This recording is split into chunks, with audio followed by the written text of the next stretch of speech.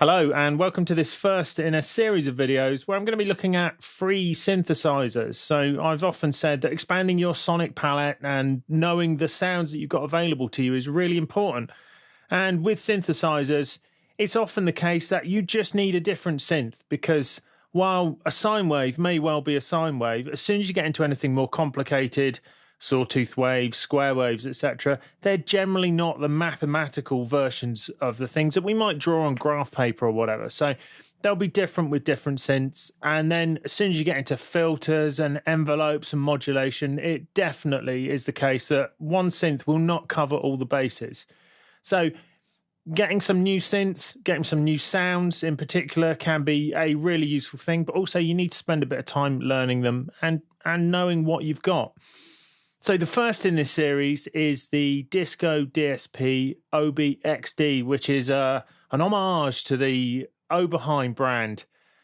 It's not an exact replica because it takes some, I think, good decisions about changing some of the original features, but it will definitely take you right back to the sounds of the 80s. So if you ever had one of these synths, or maybe you had one of those things at school or that kind of thing, if you're of a certain age, then this is a much cheaper way to get those kind of sounds, and it really is a great synth, as we're going to see. So it's pretty easy to install, as we're going to see in a second, and then we're going to get straight into it.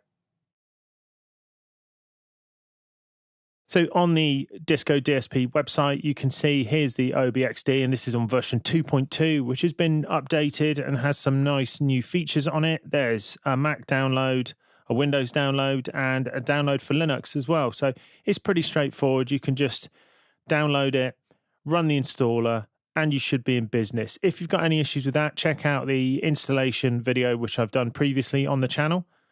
But once you've done that, you should be good to go.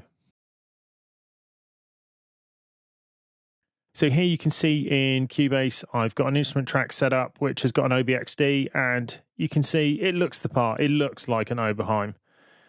It is possible to change the appearance, so first things first, we'll get that out of the way. So if you right-click anywhere on it, you get the menu, which programs, banks, and themes, and this is the default, the Rosmer Dark one, but the original theme was actually probably slightly more authentic in some ways, but there's the classic look, the grey look, and that classic SEM look, but I like the Rosmer Dark one, and it fits nicely on the screen, so this is the one I'm going to stick with. The first thing with all of these synths is to look at the presets, and with the OBXD there are a lot. So a lot of these have been done by people in the KVR community, etc. So there's a whole load to wade through. They come in banks, and you can see there's 20 banks, and we're going to start off just looking at the default programs, and you can see there are a load here. Now here's my only whine really about the whole synth is patch selection needs to be done by this menu, which is a little bit annoying. Other than that, I think the rest of it is great, but it would be nice to just have a patch up and down so you can go through these. But there are some great sounds in here, classic synth sounds of the 80s.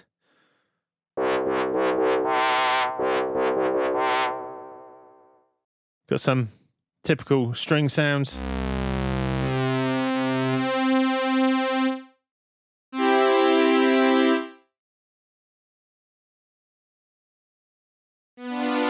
Some nice variations on there as well. Pulse width lead. I think you know where we're going with that, etc. So there's a whole load of these to go through. Now, I'm not going to go through all of them, but you can imagine, you can see just from those names on there, we've got some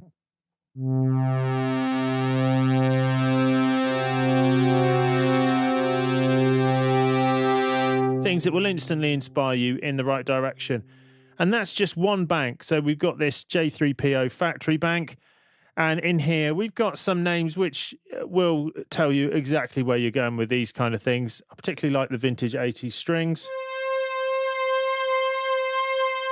That's a very nice one. And of course we've got Leap.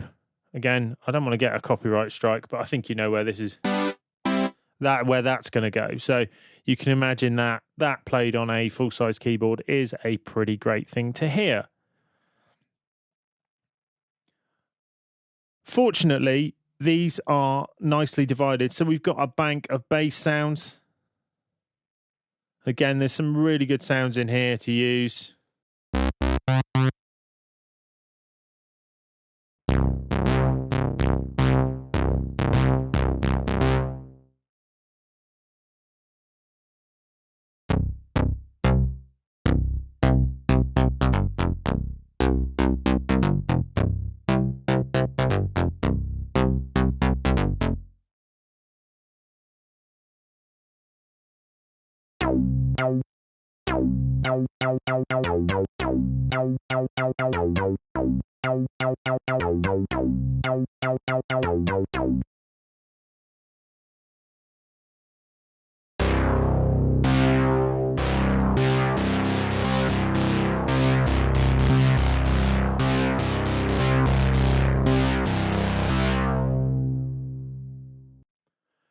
There's a bank of brass and synths, again from KVR contributors.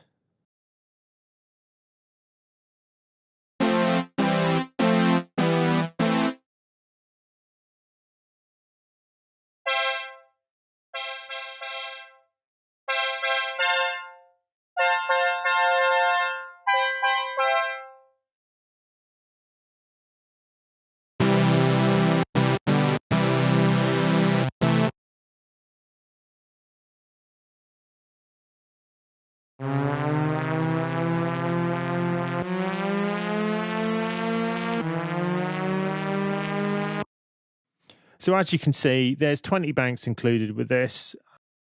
Each one of them has got a lot of sounds in.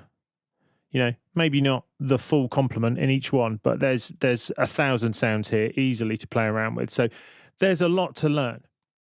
So this brings me to what I think is an important point, is that you need to learn the sounds that any synth that you've got can make. The names can only take you so far. So obviously if they're name checking a song like Jump or whatever, then it's going to be pretty easy to understand what they are. But the vast majority of them have just got pretty arbitrary names given by people.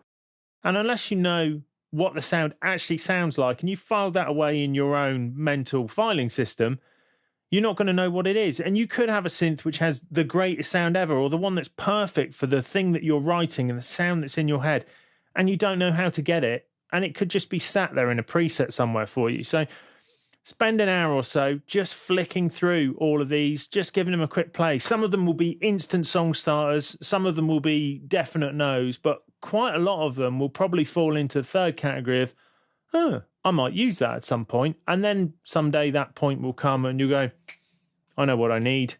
Preset 58 from X, and then I'll be in. Yeah. So spend some time doing that and it will definitely pay off. It will just open up your palette and your ability to convert what's in your head into what's in Cubase or wherever. So now we've had a look at the presets, let's get a little deeper into what the OBXD can actually do. So there's a few interesting bits and pieces in here. It's not just another generic synth. So let's take a look at each section in turn, starting off with the oscillators. So I'm just going to start off with the default program. So to load this up, the easiest way to do it is to go to a bank which isn't full. So I picked the J3PO Gold Bank, and then from that I just picked the first default. I think they're all the same. I've not been through and checked all of them, but I think they're all the same. So this pretty much gives you a fairly clean starting point. The one thing you will need to do is turn the cutoff up. So before you start any other experimentation, turn the cutoff up on the filter, so then the filter effectively is turned off. The rest of it we will go through as we go, but that pretty much gives you a fairly straightforward, clean starting point to start playing around with. Now, as is normally the case, I'm going to stick supervision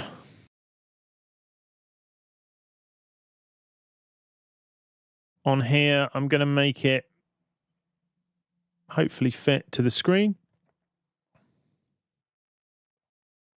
Put it on that one side, and then give me the two things which I think are most useful: the oscilloscope, which typically I turn down to around there frequency wise, so we can actually see the notes. we see the waveforms there. And then in the top section, I'm going to change to the spectrum curve and then adjust that and make the peak fall back much quicker, because otherwise it just hangs around too long for me and I don't like that. The last thing I'm going to do is take this off being always on top. So supervision is going to be always on top. So we'll always see the effect on there. So that's kind of the test setup, as it were. So let's look at the oscillators. Now, first things first, let's just go to the mixer, turn down oscillator 2. So we're just hearing oscillator 1, so we can hear its effect here. Now, it's got a slightly weird control setup here, where you've got these toggle buttons for each of these, but also we've got a default when we've got both of these off. So with both of these off, as you'll see, we get triangle wave. If you turn this one on, we get sawtooth. If we turn that one off and turn that one on, we get a square wave. But you can see it's got a bit of an angle to it, as is often the case, and that's part of the reason why it's not giving us the harmonics you might theoretically see if you went to a Fourier analysis class. And then you can add the two.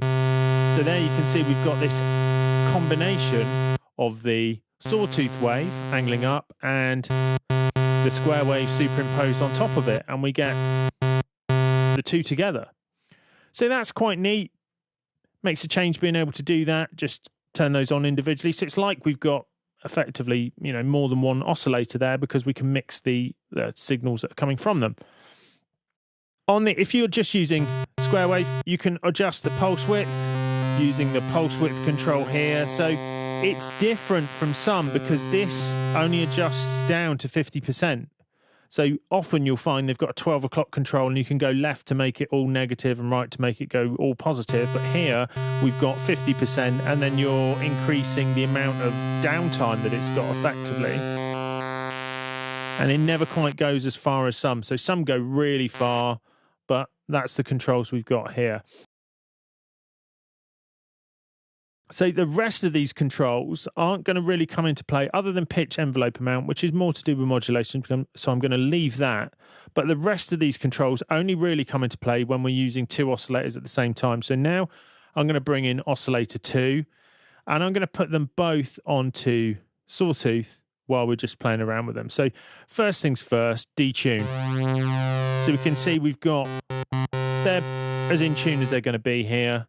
And then we can significantly detune them. So, you know, a bit of detuning really fattens things up. Obviously, if you go too far, it sounds like you're being attacked by some bees. Your choice as to where you want to be with that, but you definitely get a different sound like here than there. And you can see that interaction happening and the waveform changing as it goes. And it sounds like pulse width modulation, interestingly. We've got a sync control. So what the sync control does is it controls the oscillator 2. So whenever oscillator 1 starts again, oscillator 2 is told to start again. So we can see the effect of that here, because if we put the detuning on, you can see the detune isn't having much of an effect now. Okay, because this is now not changing, because we may be changing the pitch of this, but it's getting reset. So we're getting this tiny little notch where it's doing that, but that's doing that every time there. So there it would be drastically out of tune, but as soon as you sync them up, we get that. Now, the reason we're not seeing much of an effect is because these controls here, the two controls at the top, these are for the tuning of the oscillator. So if I detune oscillator 1, so I'm going to put it there, and it's transposed really. So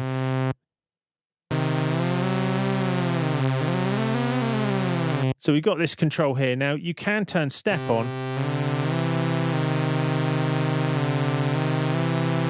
and you see now, although I'm turning the knob, it's sticking to semitones. So if you want to stick to a musical thing, you may find that's like that. So there we've got a fifth between the two. Now, as soon as I put sync on, you can see it goes back to being in tune, but it's a different effect because oscillator 2 is running off, but then getting reset every time. So that's what sync means, and we'll see that on quite a few synths. And now we can see we get a different effect because we can see what's happening. If we turn oscillator 1 down, we can see that oscillator 2 here is going fast and then getting reset. So you get like a waveform and a bit, If we go up, so we see we get those fragments of a waveform. So I start off here with it like that, and then when I go up one semitone, you can see it's got a bit of it, and then it resets and so on. So that's what sync is doing, and it gives us a different way of creating a new waveform effectively. Now let's turn that off for the second. And cross modulation. So what this is FM, frequency modulation. So oscillator 1 is modulating oscillator 2. So if we turn this up, you'll hear the kind of bell-like.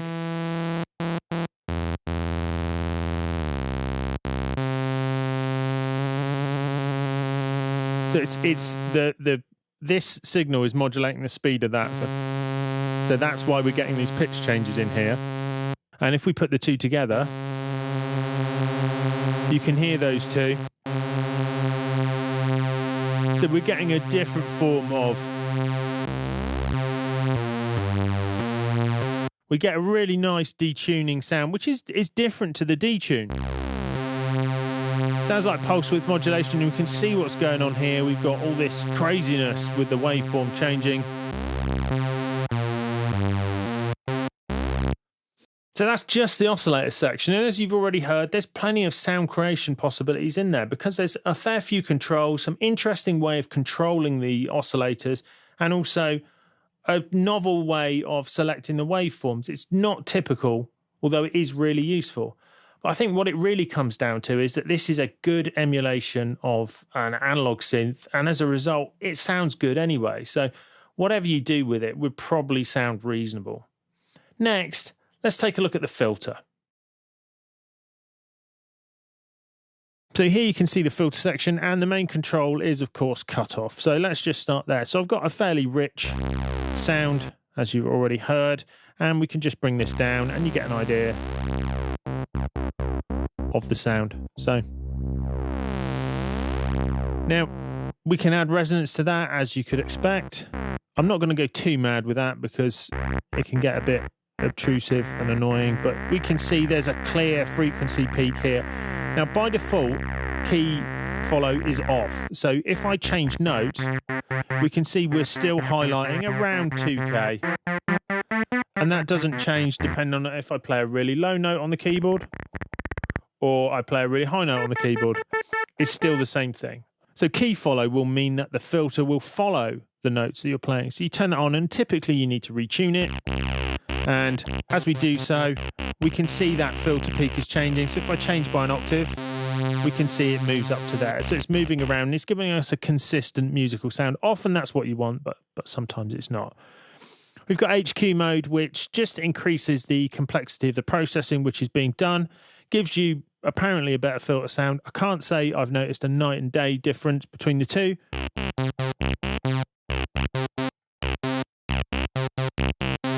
And there's quite a bit of variation, as we will see in the voice variation section. So we'll come back to that later on. So that probably makes more of a difference. So the multi-control changes the filter mode. So initially we are in low pass mode, and it will go up to band pass mode. So there you can see we're filtering out a lot of the bottom end, etc. Here, and you can crossfade between the two. We can also go into 24 dB mode, which will give us a more severe filter. So you can see that filter is cutting off more suddenly, and we get a different sound in multi-mode. The BP button doesn't seem to do much. It says it has no effect in 24 dB mode in the manual, but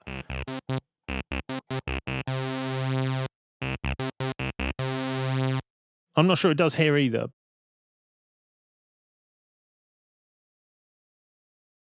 Finally, we've got the envelope amount control. So the filter envelope is a fairly standard ADSR, and we can use this to control the cutoff frequency in this case. So I'm going to just dial in some attack time and some decay time. And if we turn this on, we will hear, you can hear that moving, the attack as it goes up, decay as it goes down.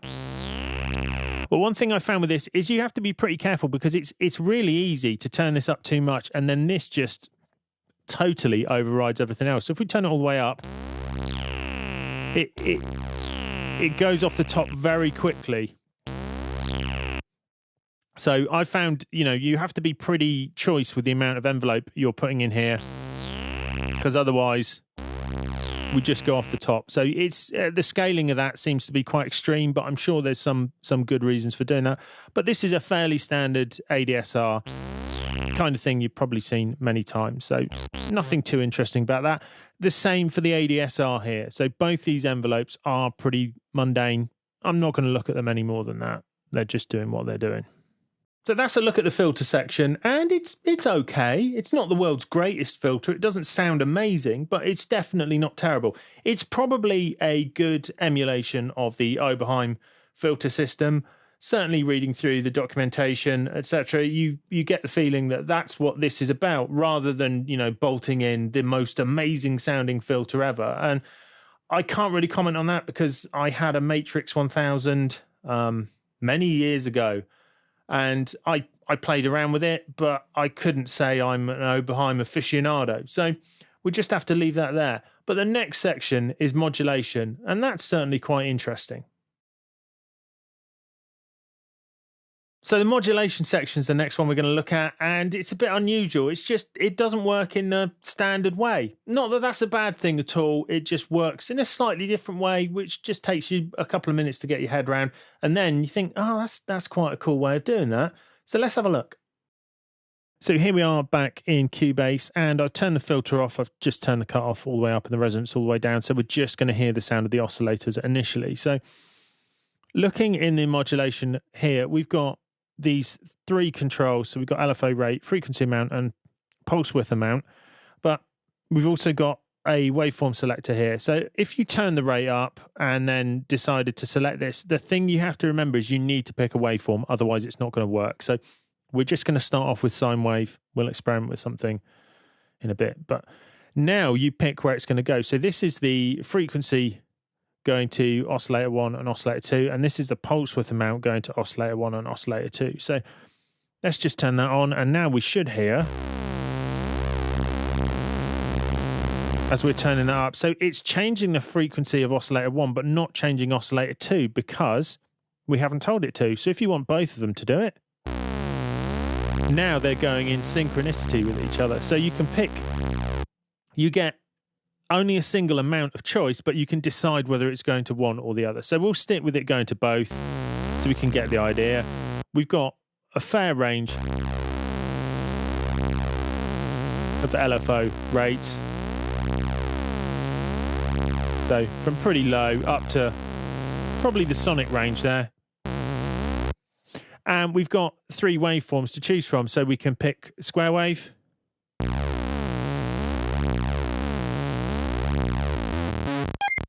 and we can see we've got a reasonable range of frequencies as well. In fact, look, it's given Supervision some kittens here. So, yeah. So you've certainly got a reasonable range to go over there. And we've also got a sample and hold noise kind of waveform. So if we speed that up, we'll get a 1970s soundtrack. And something bad's happening in Escape from New York or something like that. You can combine these. So we can turn these on. So there you can have a square wave with some sample and hold added on top of it,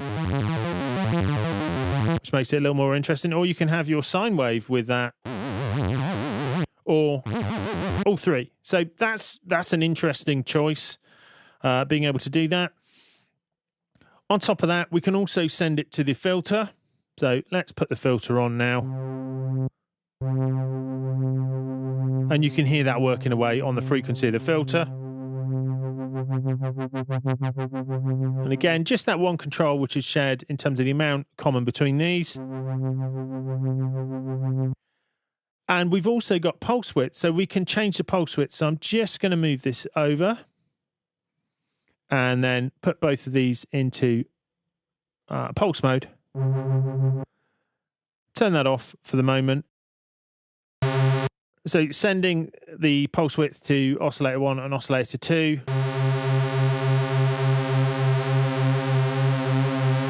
But let's just turn the cross modulation down, so we're just getting that. So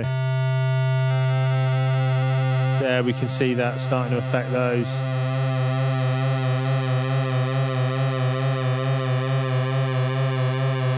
So you get a very stepped looking, almost digital waveform, which is the kind of thing you often get with wacky patches from Reactor, etc. But it gives some more control. So as you can see, modulation section's a bit unusual to get your head around initially, but it gives some different possibilities, again, which probably contributes to the interesting presets which are available for this synth, but also gives you the ability to do some interesting things and create some evolving soundscapes, but also some more modern sounds with those very angular waveforms, which stacked on top of each other give you that really bright, kind of clean sound that you'd associate with a more modern synth. So now we've had a look at most of the sound generating part of the OBXD, we're just going to rewind, as it were, back to the master and global and control sections, because now there's something we can do with these, and there's some interest to be had in here. The master section is pretty self-explanatory, volume, fine, and coarse tune, but the global section's got a few controls we're going to have a look at. So first of which, I've just loaded up from the patch book, I've loaded up the Oberheim 1981 sound, so just got this, a fairly normal pad sound. Now, the spread control here, this controls the detuning. So if I turn this all the way down, we lose quite a bit of the interest in the sound. If I turn it up too far, it sounds crazy. And somewhere in between, we get a nice kind of analogue, my synth isn't quite in tune vibe. So that's pretty useful. The unison control allows all of the oscillators that are available to play whatever notes you've put in. So at the moment, we've got 8 voices set up, and you can click on here and change it up to a maximum of 32, but we'll stick with 8 for the time being. Let's not be greedy. We put it in unison mode, and now you can hear it's louder, but also all of those are playing. So we've got 8 playing, and again, the spread control comes into play here because they're all affected by that. So if I go crazy, we get that, which sounds a little nicer on individual notes than it did when it was on a chord. So you can play around with that. The glide control is for fingered portamento. So if, for instance, let's just change just to one voice and hopefully it will behave itself. And we turn the glide up. This is just so if you have overlapping notes as legato, which we're going to see in a second, then they should slide between them pitch-wise. So you can hear that changing from one to the other. And if I make that longer, yeah, so we can see it's only really in the last bit of it you get like the really long sounds in there. So that's useful, and we'll see how that is affected later on by some of the randomness that's programmable. The legato mode, this is useful if you're in legato. So if you've got overlapping notes and you've either got voices, so if you've got more notes that you're playing than you've got voices available. So I'm going to stick to one voice purely because this keeps it fairly simple. And this is also linked into this allocation mode, as we will hear in a second. So we've got these 4 options here. So you'll see they'll be different on different presets, but retrig means that every time you play a new note, if you're in legato mode, everything gets fired again. So that's probably the starting point. So I'm going to hold down one note, and then I'm going to play another one. And because we are in VAM mode, so voice allocation mode, this follows the behavior of the original synth, and it will only allocate if you've got a lowest note. So whichever's the lowest note that you've got playing will get played. So if I play a note higher than the C I'm playing on the keyboard, you might hear it in the background. Nothing is happening, so I'm hammering away on that key on my keyboard. If I play a lower note than the C, it plays it. And then when I release that, it goes back up to that. It only plays the lowest note. This may be somewhat counterintuitive. It certainly seems the wrong way round to me, but I can see why you could argue the other way. But if you turn this on, then the higher note gets played. So I'm going to play that C again, and this time I'll play the E above it. So when I play the E above it, now it gets triggered. And then when I release, it goes back to it. So VAM is kind of highest note. No, it's last note priority. So whichever's the last note you play is the one that gets priority. So you may find that's probably more what you want, but the other one is a proper recreation of the original synth. So back here, we've now got these things where you can keep all. So keep all will allow you to do that fingered portamento where it just slides through, and the filters and the amplifier envelope both just follow. So you get that kind of smooth portamento sound. So let's just try that quickly. So there you can hear it's not re-triggering. So we don't get another attack. We can keep the filter envelope. So the amplitude envelope is being re-triggered, but the filter one is just doing what it was doing before. We can keep the amp one and re-trigger the filter. So you can hear there we're getting a sharper but slightly quieter sound because of the amp settings, all back to re-trigger where every time it re-triggers the whole lot. So that's this. I say it probably won't concern you if you've got more voices or you're playing, you know, polyphonic lines, etc. But that's useful to know if you want to get a particular kind of feel to your solo playing, shall we say.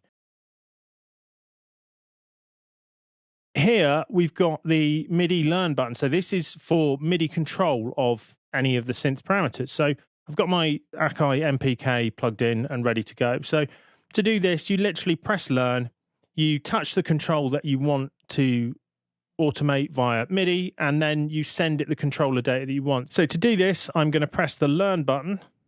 I'm then going to move the control that I want to move, which in this case is the Xmod control, and then I'm going to tweak the control on my MIDI controller keyboard to make that work. So firstly, press this button here for Learn. Next, tell the OBXD that this is the control I want to move. And now I'm just going to turn number 2 on my keyboard. And now it knows, it comes out of Learn mode, and now I can control that Xmod. You can see I'm not moving it on screen. You can't see I'm moving it in the real world, but trust me, I am. So doing that there. So that works fine. And the other thing that's quite nice is it also works for buttons. So if you've got a button and you haven't got a switch controller, it just does it. So if the value is over halfway, so if it's over 64, then it will turn it on. Otherwise, it will turn it off. So I'm going to allocate my controller wheel, as it were, number 3 on here to bend octave, which we're going to come to in a second. So click Learn, trigger that there, and then I do number 3, and you can see now it's turning on, and if I turn it down, it turns off. So that's quite nice because that works in a fairly friendly way. It doesn't go, oh, you're not sending me the right values. It helps you out here. So now I've got the ability to control Xmod and bend octave, and you can do this with as many controllers as you want. You can also clear them. So if I clear this,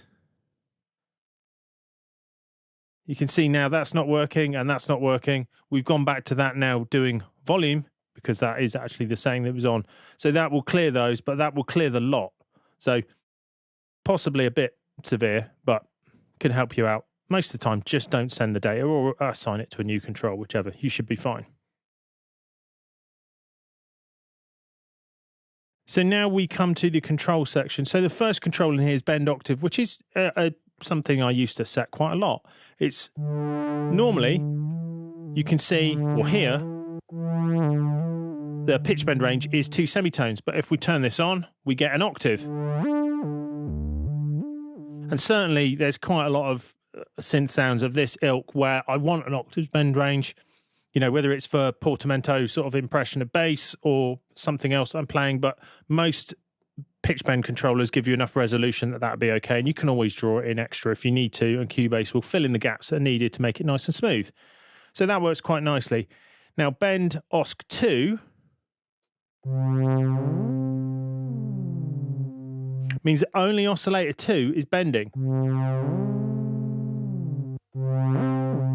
So if we turn oscillator 1 down, you can hear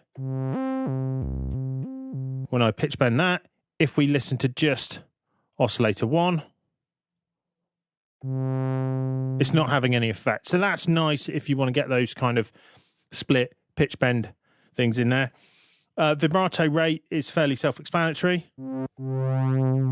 So there we can hear, by turning up the modulation wheel on my keyboard, there's the vibrato set to full, so you can hear it really clearly, and we can go right up to a pretty fast rate, although not as fast as the LFO rate goes. And then we can bring that down. So you've got that vibrato as well as this modulation, which is already available.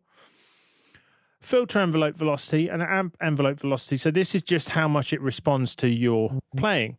So at the moment on this particular sound, it's set to 0. So whether I play gently or hard, there's no different. Now, if I turn filter envelope up, we get more of an effect than if I play gently. So it's a bit duller sounding. I'll turn that all the way up. So gently and hard. And the same for amplifier. So gently, you can see the sound, but you probably can't hear it because it's peaking at like -60. And if I hit it hard, you can hear the key in the background on my microphone and also hear the effect. So this just gives you touch responsiveness to mimic some of the cheaper keyboards of the 80s where they had no velocity control at all because the keyboards didn't send it. They were merely switches. That will do that. So the control section gives you quite a few ways that you can expand your ability to control this in real time and get much more of a performance out of it. And with a bit of careful setup with the controls that you're automating with some knobs in the real world, you can make a really playable sound, much more so than you would get if you didn't have access to these controls. The voice variation section is the last section that we're going to look at with this synth, and for me, it's probably key to why it sounds the way that it does. Certainly the notes which are released with it say that it involves micro variation in everything that the synth does. So it's not doing the same thing every time. And if you've got any experience of real physical analog subtractive synths, you'll know that's definitely the case. Some of them do it a bit, some of them do it a lot. Occasionally you get one where they're unplayable, some of them. You know, a friend had a Mini Moog which was just needed constant recalibration because it was just, if it was warmed up, it wouldn't play in tune, etc. And that's part of their appeal. And this has been replicated to a degree. So I think this is part of it. But the voice variation section gives you a bit more access and control to that. So it means that you can really set this up so it varies. It's a pretty interesting and pretty simple topic to cover. So let's have a look. So here we can see we've got the voice variation section and we've got these 3 slop controls here. So we've got the slop in the filter, which basically just redoes these controls slightly.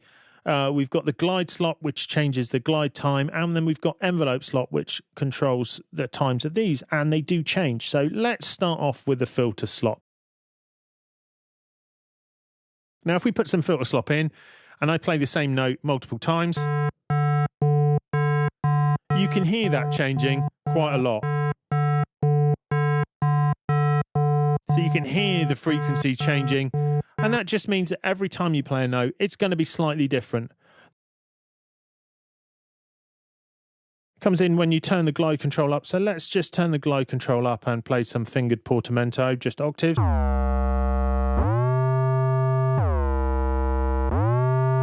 And now let's move that back across and put in some real slop in there.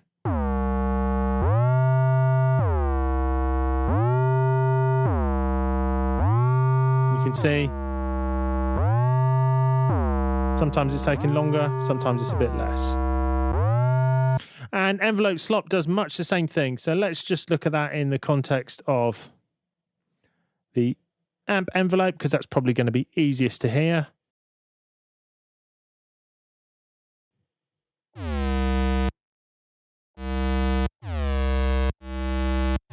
So you can hear sometimes it's coming in quickly, sometimes it's taking a little longer. In addition, we've got 8 voices within the synth and you can pan them individually. So let's pan one over there and one over there. And then as I play notes here, you can hear the voice allocation. There it goes to number 1. And there it goes to number 2. So the voice allocation depends. It's got different modes for voice allocation, but ultimately, if you set these, you will get some panning in there. So again, often it's nice just to put in a bit of variation. So you're getting this effect of it moving around the stereo field, you know, not necessarily uniformly, etc. So as you play those notes, you get a bit of stereo spread, but also it varies depending on the chords that you're playing. So there you have it, a look at the discoDSP OBXD, which is to a degree an emulation of Oberheim synth with some useful tweaks made to it to take it into the more modern era and also fix some features which maybe weren't so great on the originals. So I'm definitely not an aficionado of Oberheim, although I did own one years ago.